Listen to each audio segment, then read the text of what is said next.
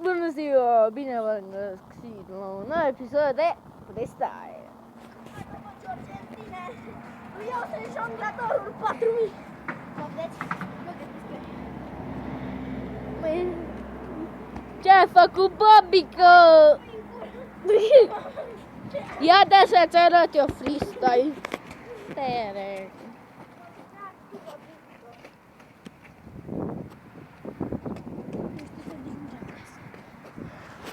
Aici, adevărat. Prost. Poate scăpam telefonul că-i vina ta. Am plibat ce-ai. Bă, nu?